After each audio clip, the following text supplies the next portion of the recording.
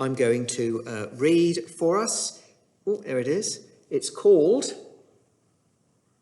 The Tale of Three Trees, a traditional folk tale retold by Angela Elwell Hunt, and the illustrations are by Tom Yonker.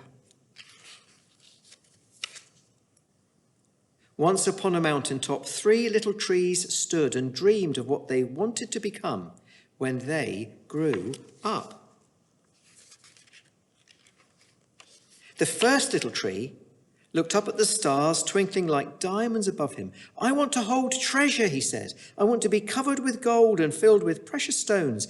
I will be the most beautiful treasure chest in the world." The second little tree looked out at the small stream trickling by on its way to the ocean. "I want to be a strong sailing ship," he said. "I want to travel mighty waters and carry powerful kings. I will be the strongest ship in the world." The third little tree looked down into the valley below, where busy men and busy women worked in a busy town. "I don't want to leave this mountaintop at all," she said. "I want to grow so tall that when people stop to look at me, they will raise their eyes to heaven and think of God. I will be the tallest tree in the world." Years passed. The rains came, the sun shone, and the little trees grew tall. One day, three woodcutters climbed the mountain. The first woodcutter looked at the first tree and said, "This tree is beautiful, it's perfect for me." With a swoop of his shining axe, the first tree fell.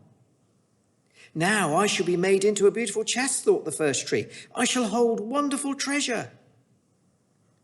The second woodcutter looked at the second tree and said, "This tree is strong, it is perfect for me."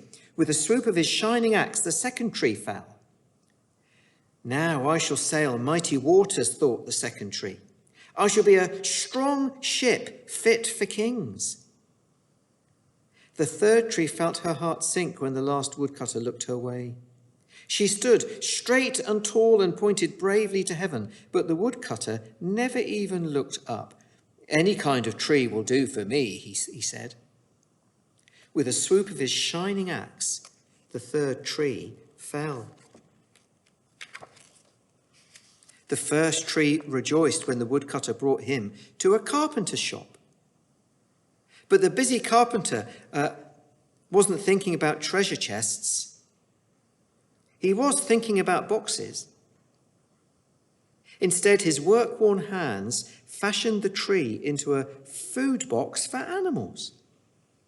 The once beautiful tree was not covered with gold or filled with treasure, but was coated with sawdust and ended up filled with hay for hungry farm animals. The second tree smiled when the woodcutter took him to a shipyard. But no mighty sailing ships were being made that day. Instead, the once strong tree was cut up and hammered and sawed into a simple fishing boat. Too small and too weak to sail an ocean or even a big river, he was taken to a little lake. And every day he brought in loads of dead, smelly fish. The third tree was confused.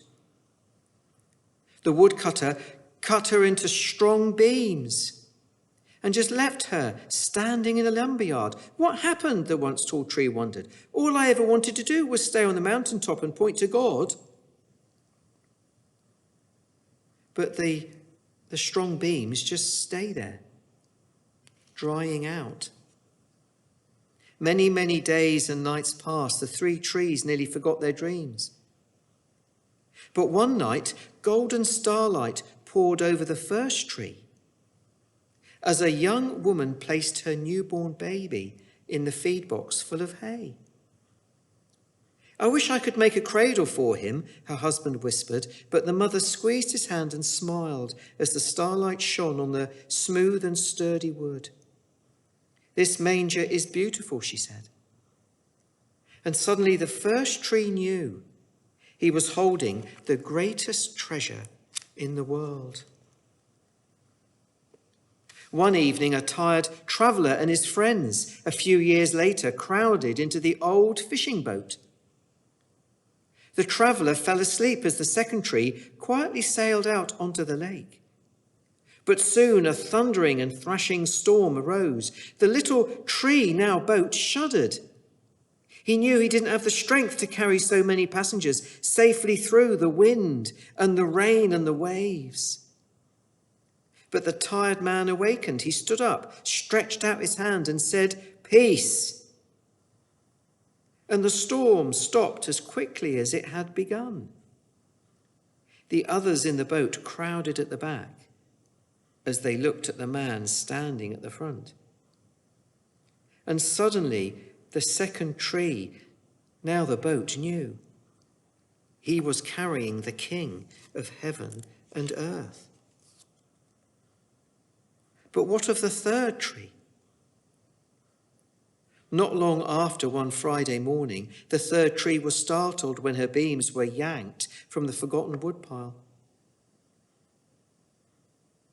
And she flinched as she was carried through an angry, jeering crowd. Or the third tree now become two beams, fashioned into a cross. She shuddered when soldiers nailed a man's hands to her. She felt ugly and harsh and cruel. But on the Sunday morning, when the sun rose and the earth trembled with joy beneath her, the third tree knew that God's love had changed everything. It had made the first tree beautiful. It had made the second tree strong. And every time people thought of the third tree, they would know themselves forgiven. That was better than being the tallest tree in the world. It was far better than being the tallest tree in the world.